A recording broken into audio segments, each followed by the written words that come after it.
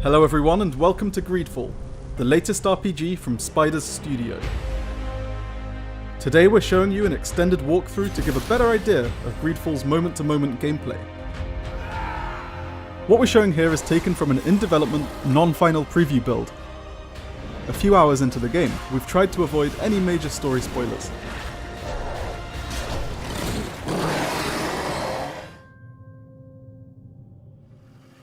You start GreedFall on the old continent in the city of Serene, which is ravaged by a terrible disease known as the Malachor.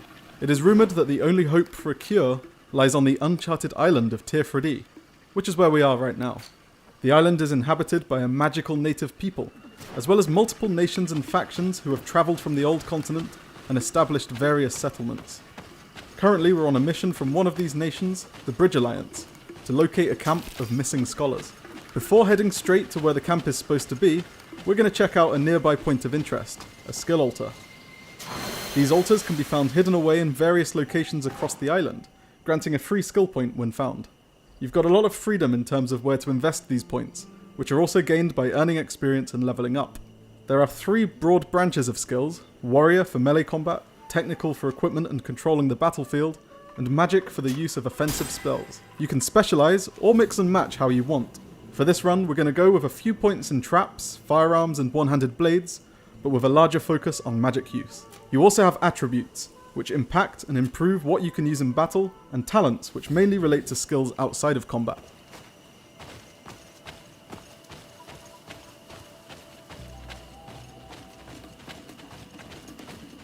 It's starting to get dark. Exploration can be more dangerous at night, as hostile foes show themselves.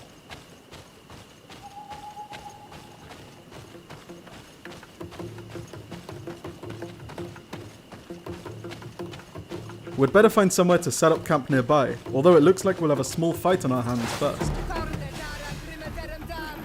Looking at some of the UI elements at the top of the screen, we have our red health bar, blue mana bar, and yellow fury bar. Casting magic depletes our mana pretty quickly, which is why it's beneficial to put a few skill points into equipping melee weapons.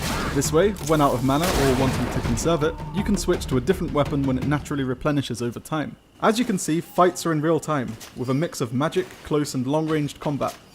There's also an optional tactical pause which we haven't shown yet, but we'll go into more detail later.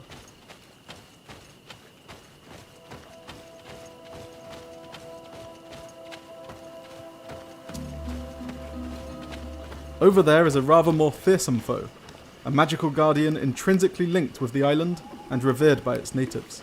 For the sake of showing off some more combat, we can try taking it on in a fight, but first let's set up camp just around the corner.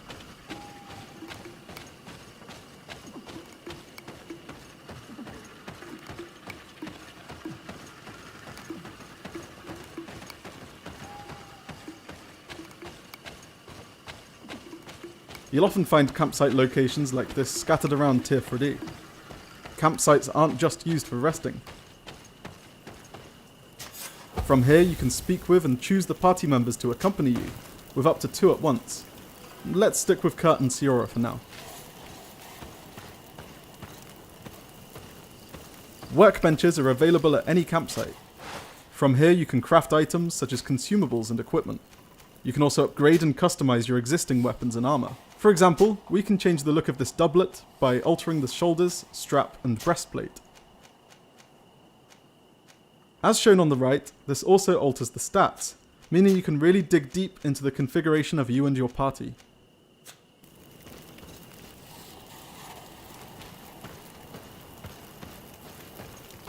Campsites also act as fast travel points to other locations.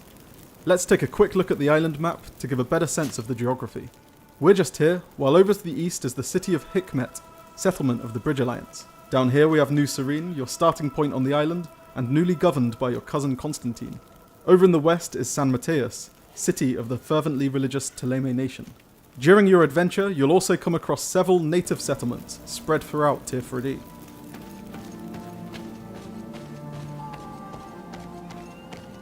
Now that it's daytime, let's try our hand at taking down the Guardian we saw earlier.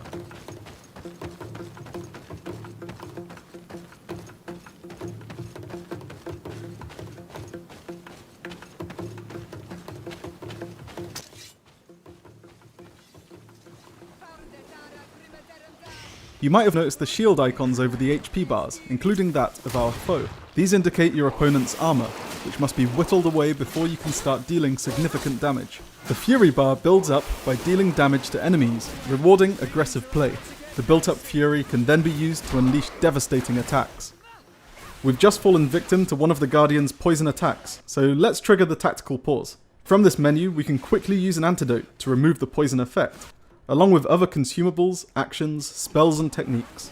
You can also bind everything in the tactical pause menus to a specific button or key. This way it's easy to play combat entirely in real-time action, to take a more methodic, strategic approach, or a mix of both. Potions, healing magic from your allies, parrying and dodging are all important when it comes to staying alive during tougher battles.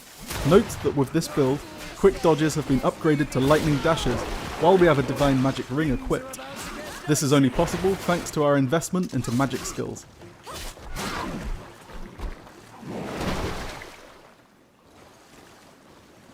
We've managed to bring the Guardian down, and judging from this armor and key, it looks like a mercenary of the Coinguard Guild was a recent victim.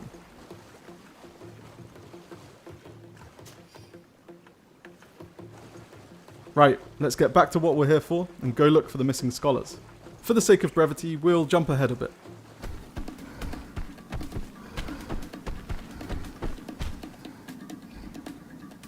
In GreedFall, you'll often have the option of a more stealthy approach.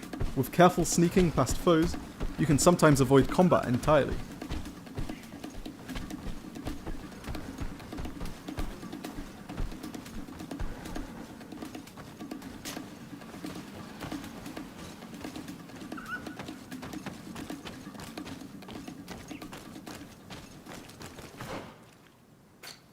Looks like the potential campsite is just up ahead. Over there. Tents. This must be the expedition's camp. A camp here? In the open wind? It was definitely set up by scholars. Signs of combat. They were attacked. By the look of the tents and the campfire, it dates back several days. It seems that they were taken prisoner. I don't see any bodies. This looks like scientific equipment. This must be the Lost Expedition's campsite. No weapon leaves this sort of marking. Perhaps they're wielding magic. Yes. It is the art of the Donegada. One of the Valley clans was here. Would you know which one? One who fights against the invasion of the peoples from your island.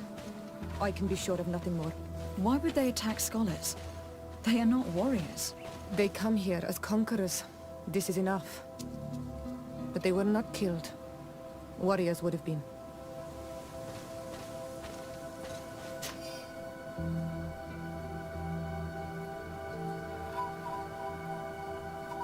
This looks like the journal of a naturalist.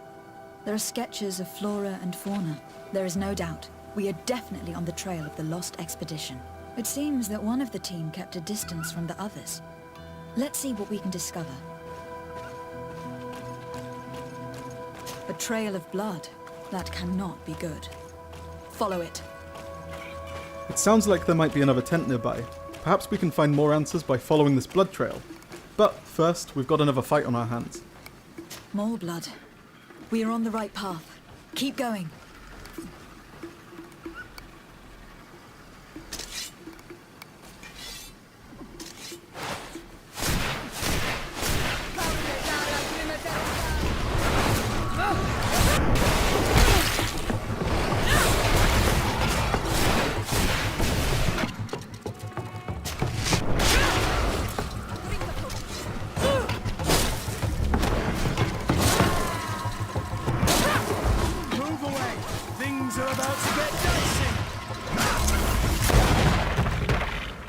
You can see here the advantage of having skill points across more than one branch. After running out of mana to unleash powerful spells, we can switch to our sword to ensure we're always able to deal out damage. A corpse. The clothes cannot be mistaken. It is a scholar of the Bridge Alliance.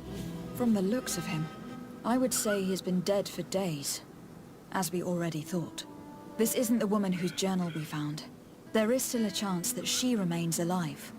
This man traded his life for all the suffering of my people. He was only a scholar, a sage, not a warrior on the battlefield. Do you think my people see a difference when bridgemen steal our people from their beds? From who do you think all the clans hide dead children? This man was unarmed. And from the position of his body, I would say he was fleeing. It is not honor that motivates them. Maybe it was vengeance. I'll search the body. We might find something to help us understand.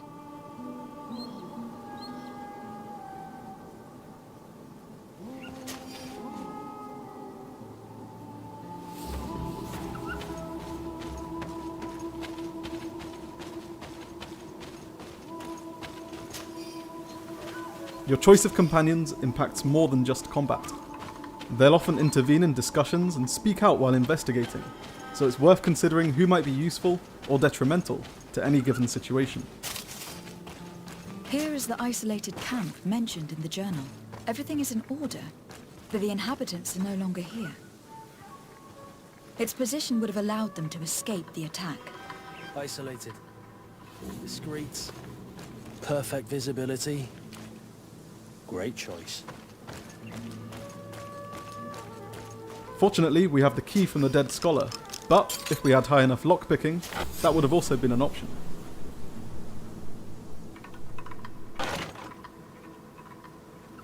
It is a journal, that of a woman from the expedition, a certain Afra. She speaks of their research and relates here that she felt watched. She feared an attack was brewing. I believe she was right. The writing stops in mid-sentence.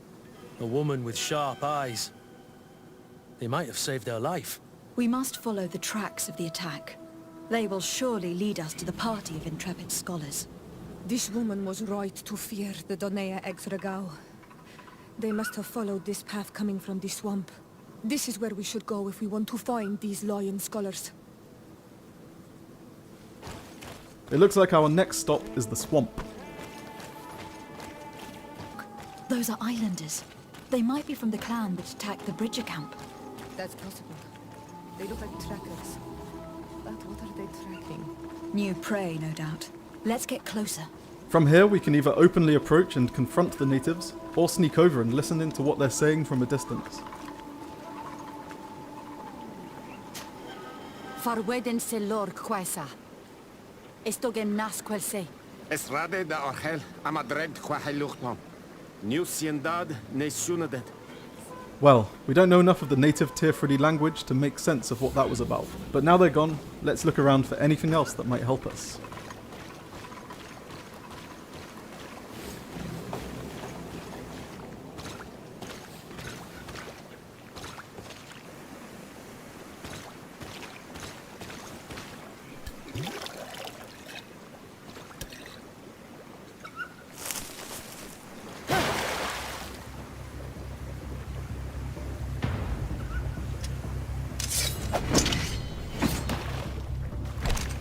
I'm not here to kill you. That's all we're showing for now. Thanks for checking out this gameplay walkthrough. Stay tuned because we've still got a bunch more stuff to show you before GreedFall releases September 10th for PlayStation 4, Xbox One and PC.